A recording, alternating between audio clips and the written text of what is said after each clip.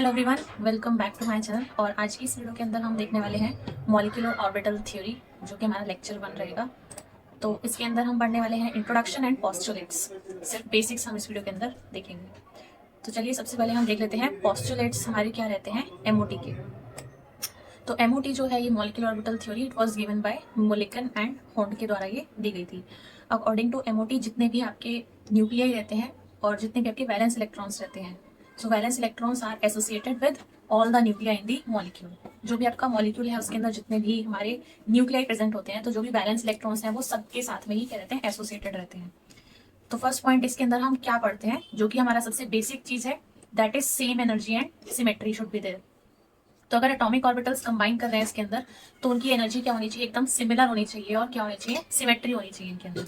अच्छा, सिमेट्री से इसका मतलब है कि अगर सिमेट्रिकल नहीं होंगे तो फिर वो कंबाइन नहीं कर पाते हैं, और सिमिलर एनर्जी नहीं होगी तो फिर भी कॉम्बिनेशन पॉसिबल नहीं हो पाता है। सो मॉलिक्यूलर ऑर्बिटल्स फॉर्मेशन के लिए हम यहाँ पे क्या देखते हैं, similar energy and symmetry should be there. इसके अलावा आप देखिए यहाँ पर दिया है LCAO कॉम्बिनेशन। तो कॉम्बिनेशन जो होगा वो किस तरीके का होगा, linear combination of atomic orbitals. Linear combination का मीन्स क्या है, यहाँ पे अगर हम वेव फंक्शन की बात करते हैं, फॉर एग्जाम्पल के लिए मान लेते हैं कि हमारे पास में ए है और डी है, ये दो तरीके के हैं। तो यहाँ पे इसका जो साई है, साई का मतलब आपको पता ही होगा, इसके अंदर वेव फंक्शन से रिलेटेड होता है। जैसे हम साई स्क्वायर पढ़ते हैं, साई स्क्वायर वही आपका probability density of finding electron, और यहाँ पे ये वेव फंक्शन बताता है ए और बी का। यहाँ पे हम पढ़ते हैं वेव फंक्शन को साई की फॉर्म में, जो हमारी इलेक्ट्रॉन्स को बताता है। तो अगर हमारे पास में दो एटम्स हो जाएंगे ए और बी, तो यहाँ पे इनका लीनियर कॉम्बिनेशन हम किस तरीके से देखेंगे, एटम ए का वेव फंक्शन साई ए, बी का वेव फंक्शन साई बी। तो मॉलिक्यूलर ऑर्बिटल ए और बी को मिलके बनेगा, तो साई ऑफ हो जाएगा MO। मॉलिक्यूलर ऑर्बिटल हो जाएगा आपका साई ए प्लस में या फिर साई बी। सिमिलरली आपका माइनस में भी हो सकता है। ठीक है, this is called linear combination. इसके बाद में देखिए, this is more like a revision video. तो यहाँ पे आप देखिए अब सेकंड पॉइंट। सेकंड पॉइंट के अंदर हम देखते हैं two types of molecular orbitals are formed. दो तरीके के आप मॉलिक्यूलर ऑर्बिटल्स देखेंगे हमेशा जो फॉर्म होते हैं। फर्स्ट वन इज बॉन्डिंग, और जो सेकंड वन है दैट इज एंटी बॉन्डिंग। तो यहाँ पे बॉन्डिंग कब बनता है और एंटी बॉन्डिंग मॉलिक्यूलर ऑर्बिटल्स आपको कब ऑब्टेन होते हैं। थर्ड पॉइंट में देखते हैं molecular orbitals formed by the additive overlapping. Additive overlapping अगर होता है तो हमारे पास में बॉन्डिंग बनता है। सिमिलरली अगर आपके पास में सब्ट्रैक्टिव ओवरलैपिंग होता है तो हमारे पास में एंटी बॉन्डिंग बनता है। अब यहाँ पे एडिटिव ओवरलैपिंग का मतलब है, बीच में आपको दिख रहा होगा यहाँ पे प्लस है, और सब्ट्रैक्टिव ओवरलैपिंग है तो जैसे कि नाम है, यहाँ पे बीच में आपको माइनस दिख रहा होगा। तो साई ए प्लस साई बी अगर होगा, सो दिस इज कंस्ट्रक्टिव ओवरलैपिंग। किसी को ही हम एडिटिव ओवरलैपिंग भी कह देते हैं। तो इसके फॉर्मेशन से हमारे पास में कैसे बनती है, बॉन्डिंग मॉलिक्यूलर ऑर्बिटल। और अगर इनका इंट्रैक्शन होता है in subtractive, psi A minus psi B, subtractive overlapping से क्या बनता है, anti bonding MO। MO is molecular orbital. तो यहाँ पे देखिए लीनियर कॉम्बिनेशन ऑफ ऑर्बिटल्स का होता किस तरीके से है। सबसे सिंपलेस्ट से स्टार्ट करते हैं। हमारे पास में s ऑर्बिटल है, इसके बाद में हम p के अंदर कैसे कॉम्बिनेशन होता है इसको भी देखेंगे। एटॉमिक ऑर्बिटल्स को अगर हम कंबाइन करते हैं, सबसे सिंपलेस्ट हमारे पास में होता है H को लेना। तो यहाँ पे अगर आप H को लेंगे, इसके पास में सिर्फ 1s ही रहता है। 1s में एक इलेक्ट्रॉन है, इसके पास भी 1s में एक इलेक्ट्रॉन है। तो इसमें H है, ये इसका 1s हो गया, ये भी H है और इसका 1s हो गया। अगर आप यहाँ पे देखते हो तो वेव फंक्शन आपको बताता है यहाँ पे ये पॉजिटिव है और पॉजिटिव है। तो अगर पॉजिटिव पॉजिटिव हो रहा है और यहाँ पे आपको दिख रहा होगा बीच में प्लस का साइन है, तो प्लस प्लस आपस में क्या करेंगे, इंटरेक्ट करके, क्योंकि दोनों सिमिलर थे वेव फंक्शन, तो ये जुड़ जाएंगे आपस में, और ये पूरा ही किस तरीके से बन जाएगा, एक इस तरीके से इलेक्ट्रॉन क्लाउड टाइप। तो यहाँ पे आप देखिए एट द एंड फाइनल आप रिजल्ट देख सकते हो। तो वेव फंक्शन क्या हो गया, बेसिकली एड ऑन हो गया, इसको हम एड अप होना बोल देते हैं। तो यहाँ पे क्या बनता है, सिग्मा। सिग्मा ही बनेगा इसके केस के अंदर, क्योंकि ना तो इसमें कोई साइड है ना ही इसमें कोई हेड है, ये पूरा क्या है, सर्कुलर फॉर्म के अंदर है, पूरा गोल है। तो इसके अंदर क्या मिलेगा, सिर्फ और सिर्फ सिग्मा ही मिलेगा। बॉन्डिंग किस किस के बीच में हुई है, H और H एटम के बीच में हुई है। और यहाँ पे आप देखिए, जब आपको इस तरीके के सिमिलर वेव फंक्शन मिलते हैं, so this is known as constructive overlapping. इसी को हम कह देते हैं एडिटिव ओवरलैपिंग। ठीक है, अगर सिमिलरली ये माइनस माइनस होता तो भी हम इसको क्या कहते हैं, सिग्मा बोलते, HH, और ये कंस्ट्रक्टिव या फिर एडिटिव ओवरलैपिंग होती है। लेकिन अगर यहाँ पे आपके पास में वेव फंक्शंस ऑपोजिट होते हैं, तो जब वेव फंक्शंस दो ऑपोजिट हो जाते हैं, या तो एक में माइनस हो सकता है, एक में प्लस हो सकता है, या फिर माइनस प्लस इस तरीके से हो सकते हैं। जैसे इसमें देखिए वेव फंक्शन का साइन आपको दिख रहा होगा, पॉजिटिव में है, वेव फंक्शन का साइन नेगेटिव में है। तो नेगेटिव पॉजिटिव जब दो ऑपोजिट वेव फंक्शंस आपस में कंबाइन कर रहे हैं, तो आपको यहाँ पर देखने के लिए क्या मिलेगा कि नेगेटिव अलग हो गया है और पॉजिटिव अलग हो गया है। दोनों के बीच में आपको गैप दिख रहा होगा यहाँ पे, ठीक है। देखिए, तो यहाँ पे हम क्या देखते हैं, जब आपके दो ऑपोजिट वेव फंक्शंस कंबाइन करते हैं तो बीच में फॉर्मेशन किसका होता है, नोडल प्लेन का होता है। यहाँ पे आप देख पा रहे होंगे बीच में क्या बन जाता है, nodal plane. Nodal plane basically यहाँ पे आ गया, इसका मतलब क्या है, यहाँ पे इलेक्ट्रॉन डेंसिटी क्या हो जाएगी, 0 हो जाएगी, ठीक है। तो एक वेव फंक्शन आपका प्लेन के इस तरफ है, दूसरा वेव फंक्शन आपका प्लेन के इस साइड में है, और बीच में आ जाता है ये नोडल प्लेन। तो electron density about the nucleus आपका कंस्ट्रक्टिव ओवरलैपिंग के केस के अंदर इंक्रीज करती है, लेकिन जब आपके ऑपोजिट वेव फंक्शंस कंबाइन करते हैं तो डिस्ट्रक्टिव ओवरलैपिंग होती है और electron density about the nucleus decreases. So यहाँ पर जब आपके दो ऑपोजिट वेव फंक्शंस कंबाइन कर रहे हैं, so this will be anti bonding, ठीक है। तो कंस्ट्रक्टिव ओवरलैप से बॉन्डिंग मिलता है और डिस्ट्रक्टिव ओवरलैपिंग से एंटी बॉन्डिंग मिलता है। तो एंटी बॉन्डिंग को हम दिखाते हैं किससे, स्टार साइन के साथ में। तो अगर सिग्मा मिलेगा तो स्टार सिग्मा होगा, तो यहाँ पे सिग्मा स्टार बन रहा है एच एच, और बीच में आपका नोडल प्लेन, यहाँ पे इलेक्ट्रॉन नहीं पाया जाएगा। नेक्स्ट देखिए, एटॉमिक ऑर्बिटल्स अगर पी वाले कंबाइन करते हैं, पी में आपको पता ही है शेप कैसी होती है, डम्बल, ठीक है। तो डम्बल शेप होती है यहाँ पे। देखिए, अगर आपका पीजेड आप ऑर्बिटल लेते हो तो ये P X P Y P Z बस 3 अलग अलग प्लेन्स के अंदर है। तो पीजेड ले लिया मान लीजिए इस तरीके से, ठीक है। अब ये अगर आपस में अप्रोच करेंगे तो आपको दिख रहा है यहाँ पे हेड ऑन हेड ओवरलैपिंग होगी। अगर दोनों इस तरीके से आएंगे हेड ऑन हेड ओवरलैपिंग से क्या मिलेगा आपको, सिर्फ सिग्मा मिलेगा, पाई नहीं मिलेगा। तो यहाँ पे हेड ऑन हेड ओवरलैपिंग हो सकती है, मान लीजिए इस तरफ आपका प्लस है और इस तरफ आपका प्लस है, ठीक है। सिमिलर साइन मान लीजिए वेव फंक्शंस के, माइनस माइनस और प्लस प्लस, यहाँ पे प्लस है तो यहाँ माइनस होगा, यहाँ प्लस है तो यहाँ पे माइनस होगा। तो जहाँ पे ये आपके लोब्स कंबाइन कर रही है बीच वाली जगह पे, यहाँ पे अगर आपके सिमिलर वेव फंक्शंस हैं तो आपको कैसा मिलेगा, कंस्ट्रक्टिव ओवरलैपिंग, तो सिर्फ सिग्मा मिलेगा आपको। तो यहाँ पे देखिए ये आपका कैसा हो गया, लोब बड़ा हो गया। तो अबाउट द न्यूक्लियस ये रहा और ये रहा, so about the nucleus electron density increases, this is sigma bonding, क्योंकि यहाँ पे दोनों आपस में आके मिले हैं, दैट इज कंस्ट्रक्टिव ओवरलैपिंग। लेकिन अगर आप इस केस के अंदर देखते हो, अगर एक पॉजिटिव है दूसरा नेगेटिव है, या फिर ये नेगेटिव है और ये पॉजिटिव है, ऐसे केस के अंदर जब ऑपोजिट वेव फंक्शंस कंबाइन करते हैं तो इस केस के अंदर क्या होता है, न्यूक्लियस ये रहा, about the nucleus electron density is decreasing. तो इलेक्ट्रॉन डेंसिटी क्या हो जाती है, डिक्रीज हो जाती है, और बीच में मैंने आपको बताया क्या आ जाता है, नोडल प्लेन आ जाता है। नोडल प्लेन मीन्स आपका इलेक्ट्रॉन डेंसिटी यहाँ पे 0 होगी, इलेक्ट्रॉन यहाँ पर नहीं पाया जाएगा। कहाँ पाया जाएगा, अबाउट द एक्सिस, ठीक है। तो इस साइड में आपकी इलेक्ट्रॉन डेंसिटी है और यहाँ पे है। तो आपको जब लोब्स दिखेंगे वो कैसे दिखेंगे, एकदम छोटा और पीछे की तरफ बड़ा होगा, इसमें भी इस तरफ छोटा और पीछे की तरफ बड़ा होगा, कुछ इस तरीके के आपको लोब्स दिखाई देंगे। तो यहाँ पे कैसा आपको देखने को मिला है ओवरलैपिंग, डिस्ट्रक्टिव ओवरलैपिंग। तो यहाँ पे देखिए जरा, सिग्मा और स्टार, तो sigma star is anti bonding, ठीक। जैसे पी जेड के केस के अंदर मिला है, ऐसे ही आप देखो पी एक्स में भी मिल जाएगा। लेकिन यहाँ पे अगर आप देखेंगे तो आपके जो ये लोब्स हैं ये कैसे आ रहे हैं, साइड वाइज। तो जब साइड वाइज आते हैं तो साइड वाइज यानी लेटरल ओवरलैपिंग होगी, साइड वाइज ओवरलैपिंग से क्या मिलता है, हमेशा पाई मिलता है। यहाँ पे सिग्मा नहीं मिलेगा, पाई मिलेगा और पाई स्टार मिलेगा। दो केस क्यों पॉसिबल हुए, पहली चीज तो ये देखिए कि अगर हेड ऑन हेड है तो सिग्मा होता है, साइड वाइज है तो पाई होता है, और सिग्मा और पाई में भी दो केस बनते हैं। क्यों, क्योंकि या तो प्लस प्लस आएगा या तो माइनस माइनस आएगा, तो सिग्मा मिलेगा या पाई मिलेगा। लेकिन अगर माइनस प्लस आया या प्लस माइनस आया, मीन्स ऑपोजिट वेव फंक्शंस आए, तो या तो सिग्मा स्टार मिलेगा या तो पाई स्टार मिलेगा, ठीक है। ये हो गया ओवरऑल कंक्लूजन एकदम शॉर्ट में। अब देखिए यहाँ पे साइड वाइज आ रहे हैं तो ऊपर वाला लोब और नीचे वाला लोब ऐसे करके इंटरेक्ट करेंगे, सेम सेम करेंगे, तो आपको पता है यहाँ पे पाई मिलेगा सिर्फ, ठीक है।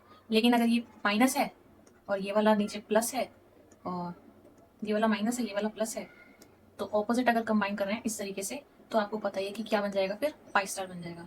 कंबाइन करके इन्होंने राइट साइड में दिखा दिया है कि अगर सिमिलर कंबाइन करते हैं तो electron density about the nucleus increases, होगा इंक्रीज, तो यहाँ पे आपको पाई देखने के लिए मिला। लेकिन अगर electron density about the nucleus decrease होगी तो लोब्स ऑपोजिट साइड में मूव कर जाते हैं, किसके अबाउट, इस एक्सिस के अबाउट, जो कि आपका नोडल प्लेन है। तो नोडल प्लेन आता है जब आपके ऑपोजिट वेव फंक्शन आके इंटरेक्ट करते हैं, जब ऑपोजिट वेव फंक्शन इंटरेक्ट करेंगे बीच में नोडल प्लेन आ जाएगा और इलेक्ट्रॉन डेंसिटी इसके अबाउट शिफ्ट हो जाएगी। सो this is pi star. Similarly आप देख सकते हो 2py के केस के अंदर भी है, 2py भी एकदम 2px जैसा ही दिख रहा है अगर आप देखोगे तो, बस ये कि मैंने इसको ऐसे करके दिखाया, उसमें मैंने एक्सिस को तिरछा कर दिया, चीज सेम ही हो रही है। तो इसके अंदर भी अगर आप देखोगे तो पाई मिल रहा है और पाई स्टार मिल रहा है, ठीक है। इसके बाद में देखिए यहाँ पे सेकंड पॉइंट है, कहता है the number of molecular orbitals formed is always equal to the number of atomic orbitals taking part in bonding. जितने आपके AO कंबाइन करेंगे उतने आपके MO बनेंगे। जैसे एक H आया, दोनों में आपके एक एक एटॉमिक ऑर्बिटल है, तो दो एटॉमिक ऑर्बिटल ने कंबाइन किया तो MO कितने बनेंगे, 2 बनेंगे। और वो 2 में से एक हमेशा उससे कम एनर्जी का होगा और एक हमेशा ज्यादा एनर्जी का होगा। फॉर एग्जाम्पल के लिए आप यहाँ पे देख सकते हो, जैसे इसको देखते हैं, ये देखिए दोनों तरफ आपको दिख रहा है 1s का एक एक एटॉमिक ऑर्बिटल है, ठीक है। ये 1s हो गया, ये 1s हो गया, एक दो दो एटॉमिक ऑर्बिटल, तो एमओ कितने मिले, एक ये और दूसरा ये।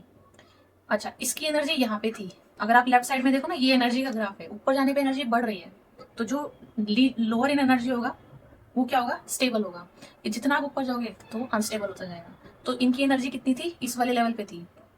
एक बना एमओ जो उससे लोअर एनर्जी का था, वो ये रहा। एक एमओ बना जो इनसे हायर एनर्जी का था, वो ये रहा, ठीक है। तो दो एओ कंबाइन करते हैं तो दो एमओ बनते हैं। यहाँ पे आपको मोटा मोटा इस चीज को सीखना था। नीचे वाला हमेशा बॉन्डिंग बनेगा, ठीक है। आपको दिख रहा होगा ये कंबाइन कर गया है पूरा वेव फंक्शन आपस में। और यहाँ पे आपको दिख रहा होगा नोड लिखा हुआ है, तो बीच में एक नोड आ जाएगी, नोडल प्लेन, ठीक है। इलेक्ट्रॉन डेंसिटी अबाउट दी आपकी नोडल प्लेन शिफ्ट हो जाएगी। और नीचे वाला बॉन्डिंग है तो ऊपर वाला एंटी बॉन्डिंग होगा। नेक्स्ट देख लेते हैं इसके अंदर थर्ड पॉइंट क्या कहता है, एनर्जी लेवल बॉन्डिंग का हमेशा क्या होगा, कम होगा। फोर्थ पॉइंट भी देख लीजिए आप साथ में, एंटी बॉन्डिंग का हमेशा एनर्जी लेवल क्या होगा, ज्यादा होगा than individual atomic orbitals. Individual atomic orbitals जिस लेवल पे थे, अगर बॉन्डिंग मिलेगा तो उससे कम लेवल का बीच में मिलेगा, और अगर एंटी बॉन्डिंग मिलेगा तो उससे हाई लेवल का मिलेगा।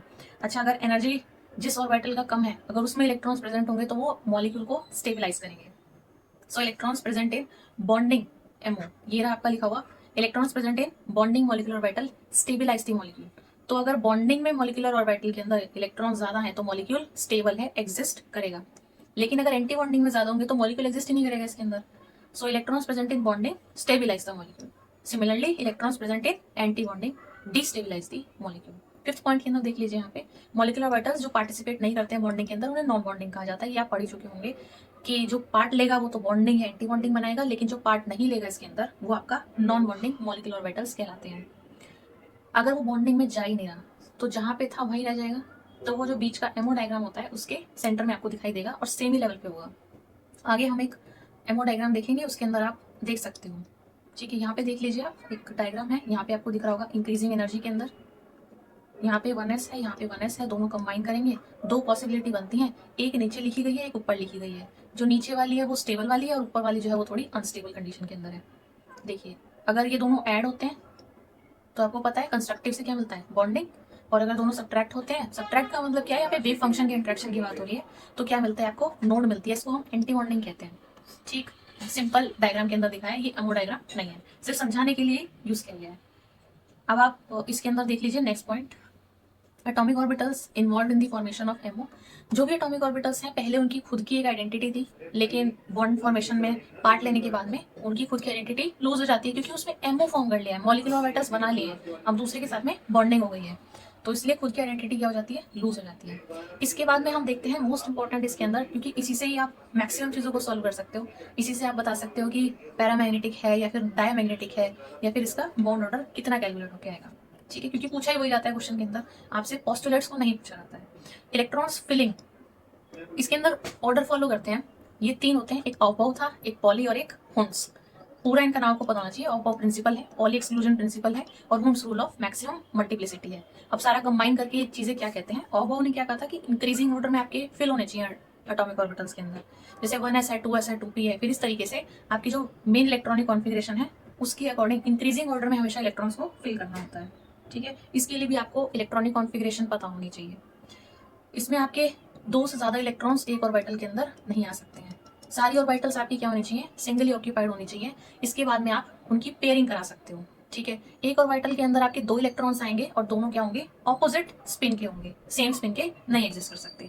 स्पिन ऑपोजिट कैसे दिखती है, एक ऊपर की तरफ है तो एक नीचे की तरफ होगा, और जितनी भी ऑर्बिटल्स आपकी रहती है सबसे पहले सिंगली ऑक्यूपाइड रहनी चाहिए। इंक्रीजिंग ऑर्डर में आपके इलेक्ट्रॉन्स फिल होने चाहिए, और no two electrons can have same set of 4 quantum numbers, ठीक है। क्वांटम नंबर सबके सेम नहीं हो सकते, अलग अलग होने चाहिए। अगर इसमें आपके फिर भी सेम आते हैं तो हम किसकी वैल्यू के अकॉर्डिंग जाते हैं, एन की वैल्यू के अकॉर्डिंग जाते हैं। जिसकी एन की वैल्यू कम होती है उसको पहले प्राथमिकता दी जाती है। इसके बाद में देखिए इलेक्ट्रॉन्स फिलिंग का मेन ऑर्डर, ठीक है, ये आपका इंपॉर्टेंट हो जाता है। देखिए आपका H2 टू N2, H2 में कितने इलेक्ट्रॉन आ जाएंगे, 2, N2 में कितने आ जाएंगे, 14। मतलब 2 से लेके अगर आप 14 इलेक्ट्रॉन की बात करोगे तो ये वाला फॉलो करना होता है इलेक्ट्रॉनिक कॉन्फ़िगरेशन। और O2 में आपका कितना हो जाएगा, यहाँ पे 14 से ऊपर अगर आप देखोगे तो नीचे वाला फॉलो होता है। इसका भी बस एक इतना सा रीजन है, पहले इसी को बता देते हैं। यहाँ पे अगर आप देखोगे 16 से 20 तक ले सकते हो। लेकिन यहाँ पे देखिए इतना अगर आप पोर्शन देखते हो तो ये लेफ्ट साइड और ये वाला लेफ्ट साइड दोनों में सेम है। लेकिन अगर आप राइट साइड में देखते हो तो सिर्फ डिफरेंस है पाई टू पी एक्स है, फिर सिग्मा टू पी जेड है, फिर इसी का ही पाई स्टार ये स्टार वाला है यानी एंटी बॉन्डिंग है। लेकिन इसके अंदर क्या है, पहले सिग्मा टू पी जेड है फिर पाई की है। मतलब इसमें सिर्फ डिफरेंस किस चीज का है, या तो सिग्मा टू पी जेड पहले आएगा या तो pi two P X pi two P Y पहले आएगा। दोनों में सिर्फ इतना सा ही डिफरेंस है, बाकी आगे का ये और ये सारा सिमिलर है। तो इसके लिए आप याद रख सकते हो जब इक्वल टू 14 इलेक्ट्रॉन्स है, ठीक है, या फिर लेस देन 14 इलेक्ट्रॉन्स है, या तो इक्वल होगा या तो लेस देन होगा। मतलब 14 के इक्वल हो या 14 से कम इलेक्ट्रॉन्स हो तो आप फॉलो कर सकते हो 21 21 2 1 2 1, और उससे ज्यादा होंगे तो आपको पता ही है कि 12 21 आप फॉलो कर सकते हो। दोनों के अंदर सिमिलैरिटी है, लास्ट में 2 1 है, इसमें भी लास्ट में 2 1 है, बस आगे वाला फर्क है 2 1 और 1 2। ये 2 और 1 किसको डिनोट करता है, एटॉमिक और वाइटल को डिनोट करता है। अगर आप फर्स्ट वाले केस के अंदर देखते हो तो 1 और 2 दो एटॉमिक ऑर्बिटल्स आती हैं एक ही लेवल पे, फिर इसके बाद में 1 आती है। ठीक, नीचे देखिए पहले 1 एटॉमिक ऑर्बिटल आती है और फिर आती है ये 2। तो ये हो गया 2 1 और फिर 2 1। लेकिन यहाँ पे हो गया 1 2 और फिर 2 1। तो ये क्या हो गया 21 21 2 1 2 1, और नीचे क्या आ गया 12 और फिर 21 1 2 2 1। इस तरीके से जब आपके इलेक्ट्रॉन्स कम होते हैं तो आपके सिग्मा 2p z की एनर्जी ज्यादा होती है। बेसिकली इसमें 2s और 2p की मिक्सिंग हो पाती है। यहाँ पे ये रहा ना 2s और ये रहा 2p, इनकी मिक्सिंग हो पाती है आपस में, इसीलिए ये लोअर एनर्जी पे एग्जिस्ट करता है और सिग्मा 2p z की एनर्जी हाइयर में जाती है। लेकिन जैसे जैसे आपके इलेक्ट्रॉन्स बढ़ते जाते हैं तो s और p की मिक्सिंग नहीं हो पाती, तो इसीलिए जो सिग्मा 2p z है वो कम एनर्जी पे लाई करता है और ये हायर एनर्जी पे होते हैं। बस इसी वजह से इतना सा डिफरेंस आता है इनकी इलेक्ट्रॉनिक कॉन्फ़िगरेशन के अंदर। तो आपको डिपेंड करता है, अब आपको कोई भी मॉलिक्यूल दिया हुआ हो और उसको आपको क्वेश्चन करना हो, सॉल्व करना हो, तो आपको इलेक्ट्रॉन्स देख लेने हैं सबसे पहले, उसके बाद में आपको उन इलेक्ट्रॉन्स को फिल करना है according to this electronic configuration. ठीक है, पहले आपको देखना है कि इसके अंदर आ रहा है या इसके अंदर आ रहा है। जिसके अंदर आ रहा है उसमें आप इलेक्ट्रॉन्स को चढ़ाते जाओ। ठीक है, तो हर एक के अंदर आपको 2 2 इलेक्ट्रॉन्स ही फिल करने होते हैं एक के अंदर। तो ये sigma 1s2 sigma 1s anti bonding, इसमें भी 2 इसमें भी 2, इस तरीके से। बाकी आगे डिपेंड करता है कितने इलेक्ट्रॉन्स हैं। नेक्स्ट देख लीजिए मॉलिक्यूल्स और आयंस विद 1 और मोर unpaired electrons.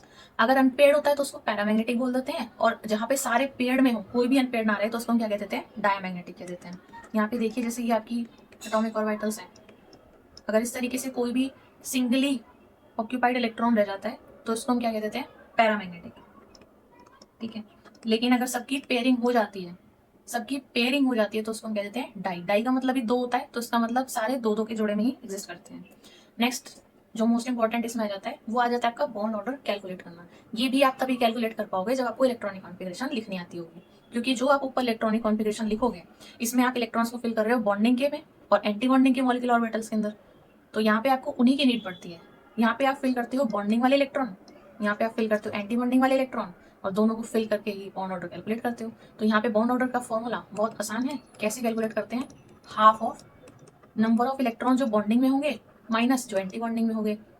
Bond order calculate करने के लिए आपको एमओ का डायग्राम बनाने की जरूरत नहीं है, आप सीधा इसके अंदर इलेक्ट्रॉन्स को काउंट करके इलेक्ट्रॉनिक कॉन्फ़िगरेशन में फिल करके और बॉन्ड ऑर्डर भी कैलकुलेट कर सकते हो, अगर आपसे एमओ नहीं मांगा गया है क्वेश्चन के अंदर तो डिपेंड करता है कि क्या रिक्वायरमेंट है क्वेश्चन की।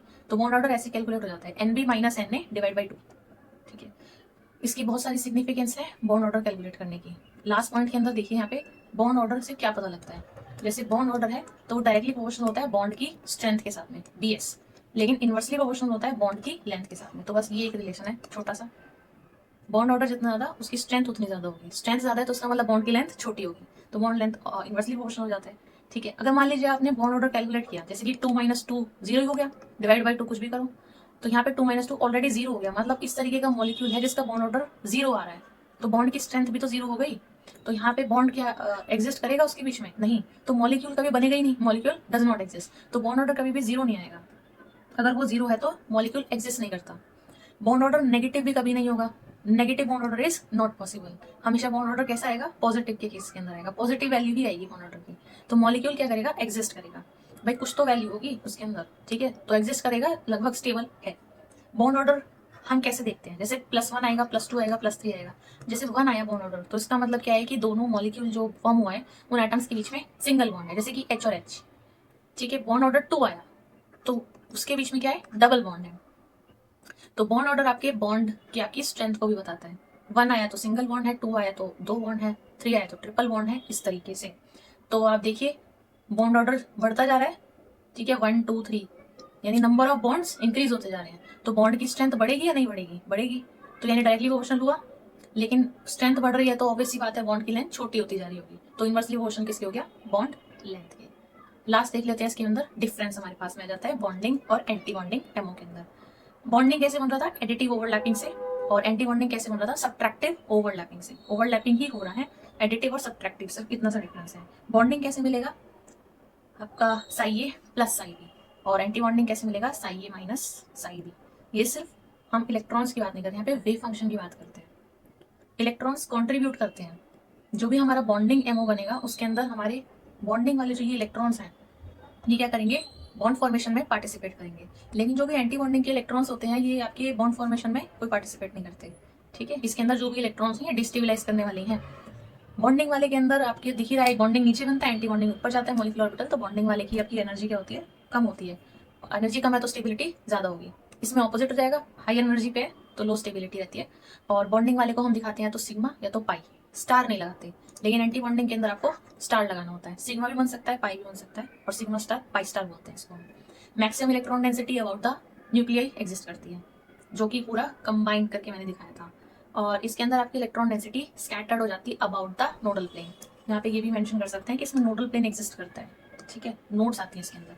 यहाँ पे इलेक्ट्रॉन डेंसिटी हायर होती है। हायर का मतलब ये नहीं कि उसके अंदर पहले नहीं थी और फिर हायर का मतलब है कि वो इस तरीके से आपका वेव फंक्शन कंबाइन कर रहा है कि पहले के मुकाबले अब न्यूक्लियस के अबाउट में इलेक्ट्रॉन डेंसिटी बढ़ गई है। So electron density is higher, और इस वाले साइड में इलेक्ट्रॉन डेंसिटी कम हो जाती है। तो ये थी हमारी आज की video. Thanks for watching this video. आगे के टॉपिक्स हम नेक्स्ट वीडियो के अंदर कवर अप करेंगे।